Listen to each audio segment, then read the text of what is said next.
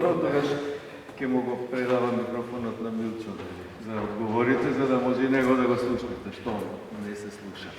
Значи, уште еднаш сакам да го поздравиме со аплауз Милчо Манчевски.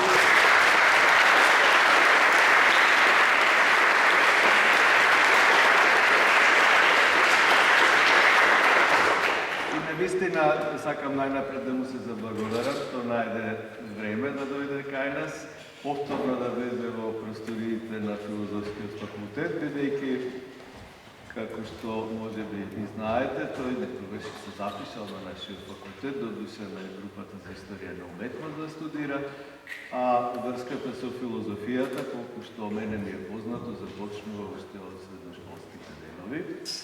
Негова професорка во гимназија била нашата колешка Олга Шевска-Наревска. И тоа навистина ме радува, затоа што ете се покажува дека филмот е постојано во некоја непосредна врска и со науките, но и со уметностите. Не случајно насловот на денешнава средба е филозофијата и филмското дело на Милчо Манчевски. Не сакав да бидам претенциозен и да ставам наслов филозофијата на филмското дело на Милчо Манчевски или во филмското дело Манчевски, бидејќи на овој начин со популата и всушност ни се отвара една поширока можност да поразговараме, се разбира да поставите прашања врзани за ова суштествена релација меѓу филозофијата и филмот, релација која што мислам дека завредува да ја тематизираме, да ја проблематизираме со оглед на фактот дека Милчо Манчевски не само што е врвен автор, режисер, писател, фотограф, кој има многу изложби фотографски направено и неколку 3 публикации дури објавени на тој план. Ја не би сакал сега за него да зборувам за неговата биографија, бидејќи таа ви е навистина достапна, ако отворите Википедија, веднаш ќе најдете се, а особено неговиот, ако го отворите сајт, ако отворите, таму е прекрасно направен, буквално имате информации за се што тој сторил и направил, но некои елементи не можеме да не ги потенцираме. Особено неговата врска со универзитетот и со образованието. Може би не знаете, но Милчо Манчевски е почесен доктор honoris causa на еден од најстарите факултети, универзитети во светот за филм, на Московската филмска академија, ГИК, да, кратенката е од Всесојузни государствени институти и така натаму. Тоа е всушност првата универзитетска школа во светот посветена на филмот, создадена во 1919 година, значи годинава слави 100 години. Милчо Манчевски е почесен доктор на овој универзитет за филм, на кој што професор бил еден Ейзенштајн, кај што Довкин предавал, каде што Еви Бондарчукот помладите биле професори. Тоа навистина говори дека Манчевски е вреднуван, неговото дело не само што е вреднувано во рамките на филмските фестивали, особено за нас како држава и за него како автор, секако најзначаен е Златниот лав од фестивалот во Венеција 1994 година, кога на сите не израдува, кога навистина се почувствувавме горди што еден наш автор и еден наш филм се вратија како победници од филмскиот фестивал во Венеција. Се разбира многу други награди, многу присуства на фестивали. Неговите филмови во над 50 држави се прикажувани, има огромни учества, над 250 на различни простори и на различни фестивали, но сите овие податоци можете секако да ги најдете на интернет, можете да ги најдете и во Википедија и оттаму нели да тргнете во истражување на се оно што Милчо Манчевски го има направено.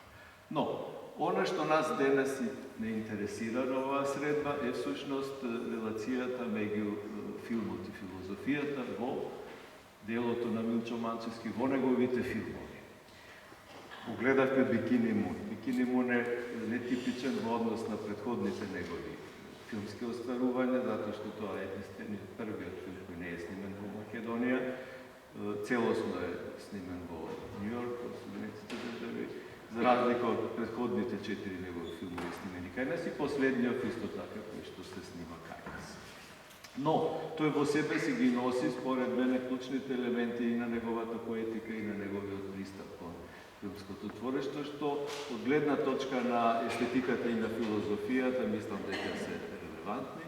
Именно односот помеѓу стварноста и фикцијата, помеѓу вистината и лагата. Знаете, вистината и лагата се темелни прашања со кои што се занимава филозофијата, не само од гледна точка на логиката, туку и од гледна точка пред се на епистемологијата и теоријата на познанието. Така што кон филмското дело или кон местото на филозофскиот дискурс во делото на Манчевски може да се пријде на различни начини.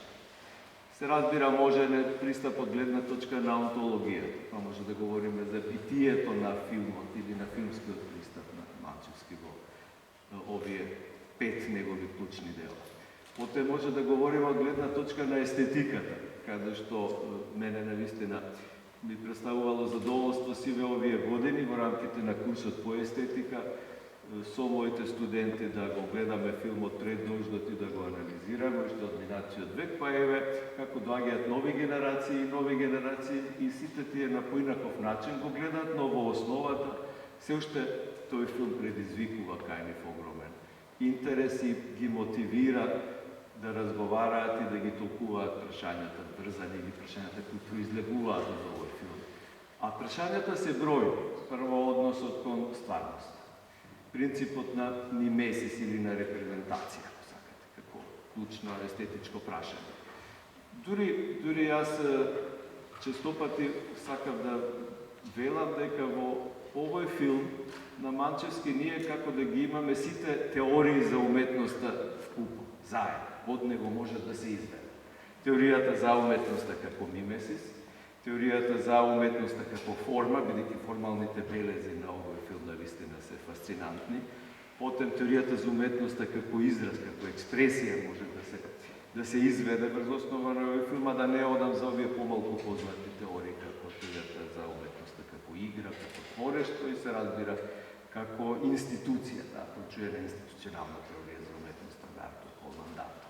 Сите овие теории можат да се изведат и можат да ги најдеме во филмот на Манчевски, ако сакаме сега да се обидеме преку филмот да ја толкуваме филозофијата. И тоа е еден од можните пристапи.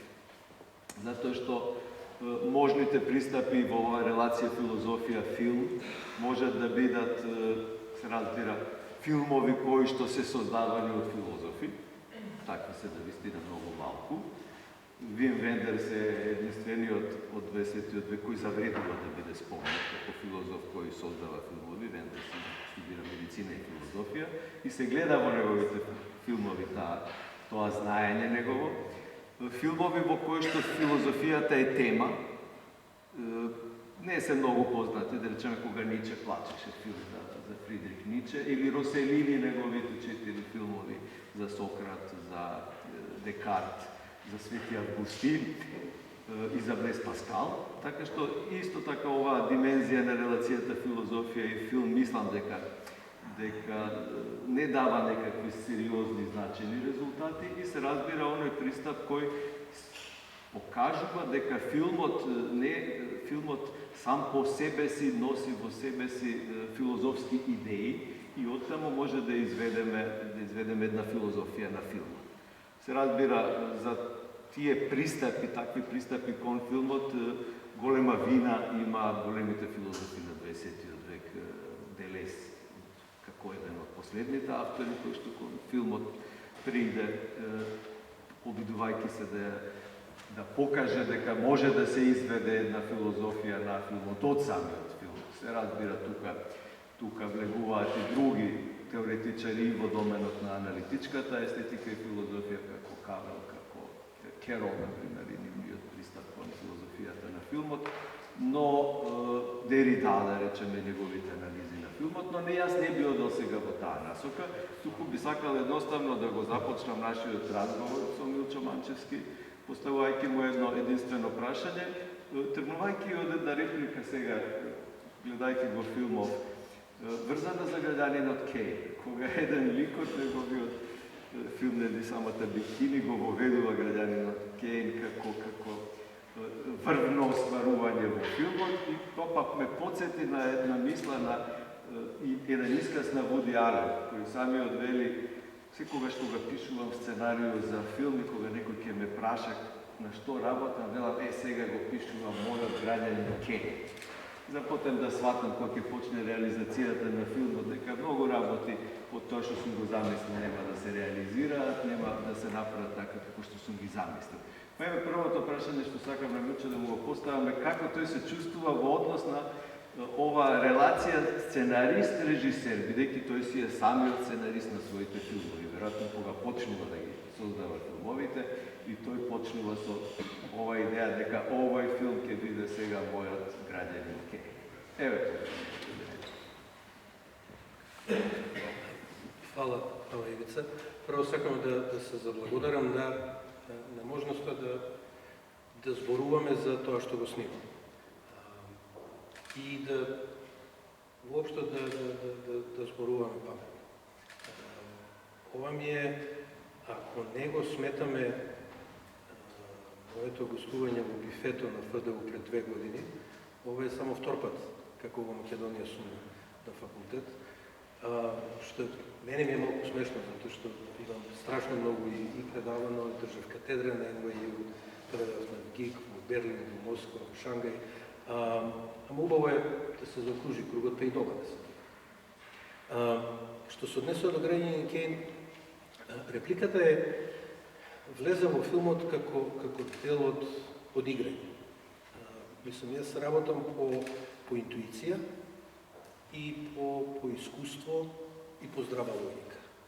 А ако целото тоа после се вклопи во некој систем, така би требало да се вклопи, тоа не е работено програмски, не е работено намерно. И кога некој ќе реагира на тој систем, дали ќе го препозна или ќе го препозна интуитивно, сеедно, мене ми е многу драго. Значи, тоа е изфункционирало. Во случајов, таа конкретна реплика, дојде во едно од последните верзии на сценариото, во моментот кога барав како да се манифестира диалошки состојбата на умот на Бикини во таа последна фаза, кога веќе гледаме дека она се распаѓа. Бикини е... Он има симптоми на биполарна болест, исто така и PTSD, додека била војник во Ирак, и веројатно сексуална травма. И на тоа работевме многу во пишувањето и потоа во истражувањето. Има страшно многу ресерч. На тоа работевме и во пробите со глумците, а и Кондола самата пуно го истражуваше тоа. Така да, самиот момент на пишување на таа реплика е една игра, една авторска игра. Со пуно работи се игра. Мислам дека уметникот мора прво да се игра, баш како дете, баш онака, несвесно. А потоа да се утепа од работа, за таа игра да ја претвори во солидно дело. Мислам дека веројатно нема дело без двете работи заедно. Ако тргнеш од сериозна програмска позиција, веројатно делото ќе биде круто, барем во мојот случај. Инаку граѓанин Кейн често го користам као на моите студенти на првиот час ги прашам дали знаат колку години имам Орсон Уелс кога го снимам граѓанин Кейн. Омлад бил од тето кој го снимаше предвојскот или не? Да, он имал 20 години, ја на 33 години.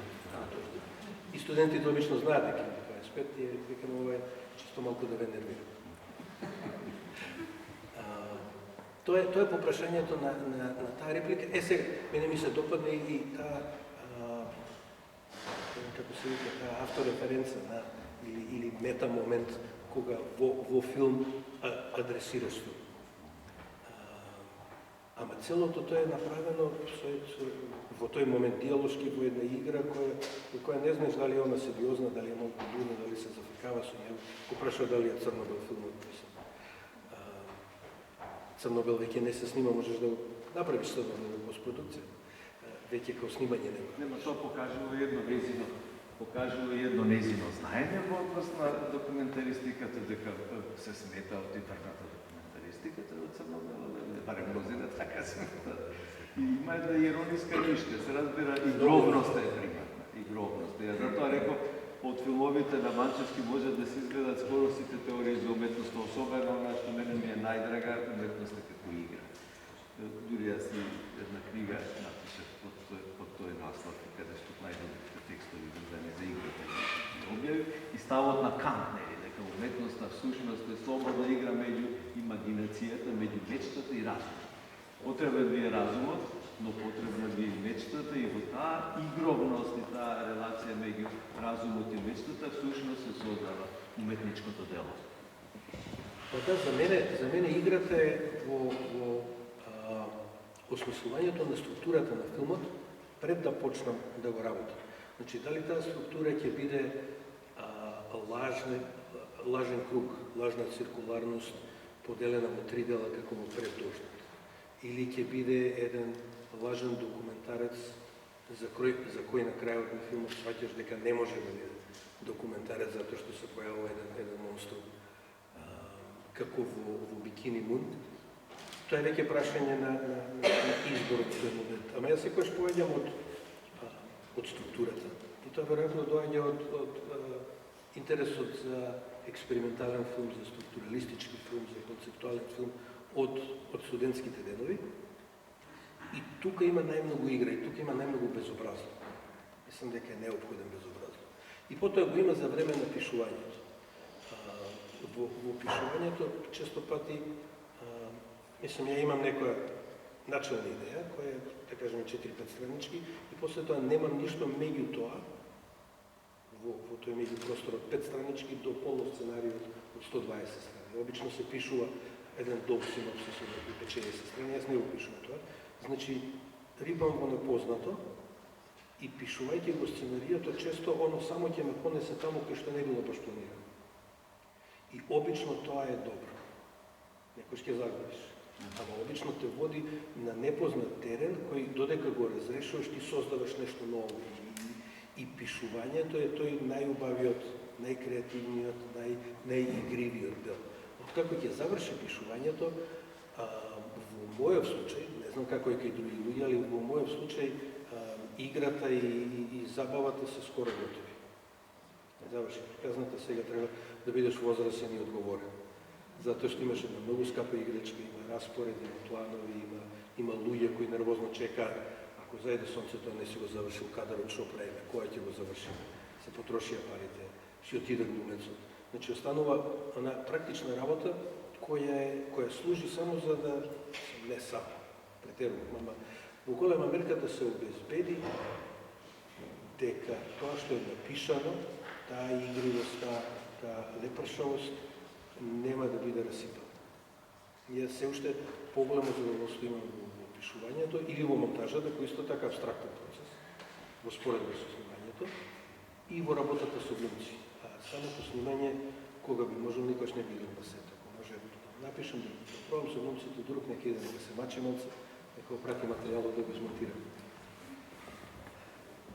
Има традиција концептуалата кај Милчо, затоа што тој е познат и со еден манифест на концептуалата. Што имате само наслов манифест концептуален, потоа празнина и подписи на авторите на манифестот. Се разбира задоволството во пишувањето, задоволството во текстот, бартовски кажано, и во моментот на создавањето, но и во моментот на рецепцијата на тој текст. Ова техничката страна секој пат е губи тука. Тоа јас исто го знам од моја гледна точка, кога ќе замислам нешто да напишам или да направам, откако ќе го реализирам, никогаш не сум задоволен од тоа што сум го напишал. Предпоставувам дека е така и во филмот, дека она што си го напишал или она како што си го замислил, дека никој пат или барем не се успева до крај да се дојде до крај. Може би со тебе не е така, не знам, ако успеваш се она што го замислуваш и да го реализираш, не само стриктно следејќи го сценариото, туку и да си дозволиш и во моментот на реализацијата на овој технички мачен дел, каде што треба да се ускладат сите екипи, сите оние имења малечки што се појавуваат во одјавната шпица, која може многу долга да биде, до 500 луѓе да дојде. Сето тоа треба да се усклада. Дали тоа не прави да се изгуби нешто од онаа првична замисла? Па, начално да, ама онаа работа и во прво време, прво затоа што тоа не учеа на Филмска академија. Значи да бидеш организиран, да бидеш прецизен, да знаеш што сакаш, за тоа да можеш да го извадиш. И тоа е неопходно, без тоа ќе ти се распадне проектот. Меѓутоа со време, работејќи така му пристапи в првите филмови, така ги работев, имав сториборд кој имаше по 1000 цртежи, имав детални проби, мислев дека се може да се испланира и да се контролира, што не е секогаш најдобро. Знаеш, некојаш ќе му го истисне животот како мача, ќе вземеш, стискаш и после го гледаш, упс, отишло.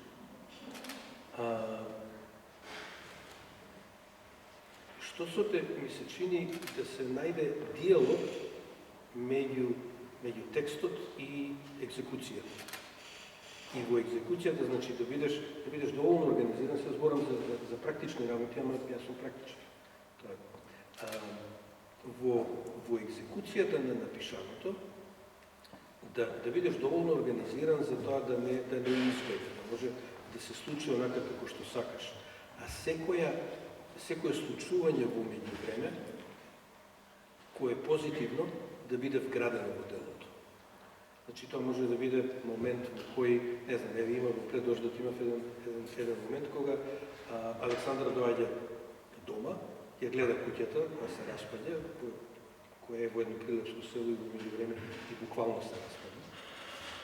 И го снимивме дублот како он ја гледа, како приоѓа. Стори, прво ја гледаме само субјективен кадар, ја гледаме куќата, поаѓаме кон неа, а потоа и он влегува во својот субјективен кадар. Назад се планините, трескавици горе, како не се познава. Снимивме еднаш кадарот, беше облачно, втор пат беше облачно, третиот пат погреа сонце, падна само на куќата. Назад останаа тие тегат темни облаци и изгледаше како да се правил специјален ефект, како да се го манипулирал моментот. И сега работата е такви моменти или слични моменти во глумата, или слични моменти во тоа што ќе се случи меѓу камерата и глумците или другите луѓе, да дозволиш да се случат, да ги снимиш, да ги регистрираш, да ги изиграш, да има режисери кои намерно ги провоцираат своите глумци. Не се на иста страна со глумците, туку им се непријатели. Значи целото тоа прво да го регистрираш, а потоа во монтажата, кој ќе седнеш да бираш, да не ги исфрлиш. Да си ги планирал, ама може би се подобри од тоа што си го планирал. Затоа што последната верзија на твоето сценарија ја пишуваш во монтажата. Не е важно што си планирал, што си напишал, што имаш на хартија. Важно, кој ќе влезеш во монтажа, важно е што сега имаш.